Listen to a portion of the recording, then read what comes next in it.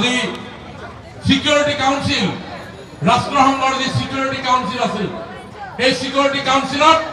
2014 চনৰ আগলৈকে বহিবৰ কাৰণে আমাৰ মেম্বাৰশ্বিপ নাছিল চকী নাছিল কিন্তু মাত্ৰ 7টা বছৰৰ ভিতৰত 8টা বছৰৰ ভিতৰত মোদী ডাঙৰীয়াৰ যি ইণ্টাৰনেশ্যনেল ষ্ট্ৰেটেজি যি পলিটিক্স তাৰ ফলত আজি সিকিউৰিটি কাউন্সিলত আজি প্ৰিজাইড কৰে আমাৰ দেশৰ প্ৰধানমন্ত্ৰী নৰেন্দ্ৰ মোদী ডাঙৰীয়াই আৰু হে এনেকুৱা এগৰাকী শক্তিশালী নেতাক আমি আকৌ আগুৱাই লৈ যাব লাগিব আমাৰ দেশক আগুৱাই লৈ যাব লাগিব আমাৰ দেশৰ জনসাধাৰণক স্বাভিমানেৰে জীৱন নিৰ্বাহ কৰাৰ পৰিৱেশ নিৰ্মাণৰ স্বাৰ্থত আমি তৃতীয়বাৰৰ কাৰণে তেখেতক প্ৰধানমন্ত্ৰী আসনত আমি অধিষ্ঠিত কৰিব লাগিব মোদী ডাঙৰীয়াই কেৱল ইণ্টাৰনেশ্যনেল পলিটিক্স কৰিছে এনেকুৱা নহয় মোদী ডাঙৰীয়াই কেৱল আমি বুজি নোপোৱা কথা কিছুমানক লৈ পিনি পলিটিক্স কৰিছে এনেকুৱা নহয় মোদী ডাঙৰীয়াই সমান্তৰালভাৱে আৰম্ভ কৰিছে সবকা সাথ সবকা বিকাশ সবকা বিশ্বাসৰ ৰাজনীতি তেখেতে আৰম্ভ কৰিছে দৰিদ্ৰ নাৰায়ণৰ সেৱাৰ ৰাজনীতি তেখেতে আৰম্ভ কৰিছে সৰ্বব্যাপী সৰ্বস্পৰ্শী ৰাজনীতি তেখেতে আৰম্ভ কৰিছে অন্তৰ্দয়ৰ ৰাজনীতি সমাজৰ শেষ স্তৰৰ মানুহজনেও যাতে দৰিদ্ৰতাক প্ৰত্যাহ্বান জনাই আগুৱাই যাব পাৰে সাহসেৰে জীয়াই থকাৰ বাতাবৰণ পাব পাৰে তাৰ কাৰণেও তেখেতে আৰম্ভ কৰিছে উন্নয়নমূলক বিভিন্ন ধৰণৰ কাম কাজ আমাৰ দেশ বিভিন্ন ধৰণে আগুৱাই যাব লাগিব তাৰ কাৰণে কানেক্টিভিটি অতি প্ৰয়োজন 5টা কানেক্টিভিটি আছে road connectivity rail connectivity air connectivity water connectivity আর লেটেস্ট আমার হাতত থকা এইটো ই কানেক্টিভিটি আর সেই কারণে মোদী ডাঙৰীয়াৰ এই কাম কাজ হ'ব আপোনালোকে যদি চাই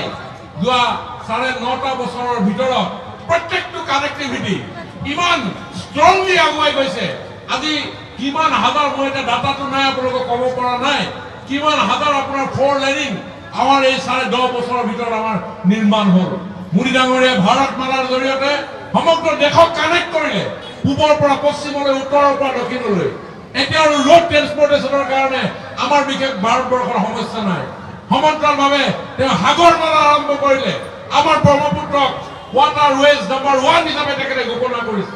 গতিকে এনেধৰণে আমি ৰোড কানেক্টিভিটি হওক ওয়াটাৰ কানেক্টিভিটিত আমি আগুৱাই গৈছো আমাৰ অসমত এই আমাৰ কাষত বহি আছে ৰমেন্দ্ৰ নাৰায়ণ কলেজা ডাঙৰীয়া একেলগে অসম আন্দোলন কৰিছিল 1979 চনৰ পৰা 85 চনলৈকে যাতে অসমত বসবাস কৰা সকলো জাতি জনগোষ্ঠী প্ৰকৃত ভাৰতীয়ৰ অস্তিত্ব বিপন্নৰ কাৰণে যি ভাবুকি আহিছিল তাৰ কাৰণে 6টা বছৰ গণ আন্দোলন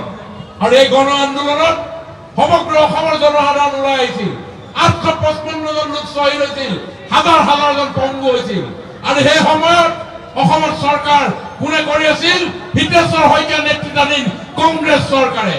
অসমক ভাল পোৱা মানুহৰ 855 জনতকৈ অধিক লোকক তেওঁলোকে গুলিয়াই মাৰি হত্যা কৰিছিল হাজাৰ হাজাৰ জনক পংগু কৰিছিল আৰু সেই সময়ত দিল্লীৰ পৰা উত্তৰ পূৰ্বাঞ্চলৰ প্ৰতি যিটো দৃষ্টি আছিল সেই সময়ত উচ্চাৰিত হৈছিল মাহিয়াৰ দৃষ্টি উত্তৰ পূৰ্বাঞ্চল বুলি যে এডোখৰ জেগা আছিলে দিল্লীয়ে চিনি পোৱা নাছিল কিন্তু নৰেন্দ্ৰ মোদী ডাঙৰীয়াই কৈছে উত্তৰ পূৰ্বাঞ্চলবোৰ অষ্টলক্ষ্মী আৰু এই অষ্টলক্ষ্মীক আগুৱাই লৈ যাব লাগিব আগৰ চৰকাৰে কৈছিল লুক ইজ পলিচি পূবলৈ চোৱাৰ নীতি কিন্তু মোদী ডাঙৰীয়াই আহি এই যিটো চিন্তা বদলি কৰি তেওঁ আৰম্ভ কৰিলে যে এক্ট ইজ পলিচি উত্তৰ পূৰ্ব উন্নয়নৰ কাৰণে আমি কাম কৰিম আৰু যাৰ ফলত আজি কেইদিনমানৰ আগত আপোনালোকে সকলোৱে জানে আমাৰ হাতত আজিৰ তাৰিখত মডাৰ্ণ সোসাইটি আগুৱাই যাবৰ কাৰণে লগা যিবিলাক আমাৰ সেমি কণ্ডাক্টৰ আমাৰ ইণ্ডিজিনিয়াছ যিবিলাক টেকনলজি লৈ সেমি কণ্ডাক্টৰ আৰম্ভ হৈছে মোদী ডাঙৰীয়াৰ কৃপাৰ কাৰণে জাগিৰোডত আমি 27,000 কোটি টকাৰ সেমি কণ্ডাক্টৰ ইণ্ডাষ্ট্ৰী স্থাপন কৰিবৰ কাৰণে সক্ষম হৈছো ই হৈছে মোদী ডাঙৰীয়াৰ আমাৰ অসমৰ প্ৰতি মৰম এই মোদী ডাঙৰীয়াৰ উত্তৰ পূৰ্বাঞ্চলৰ প্ৰতি দায়বদ্ধতা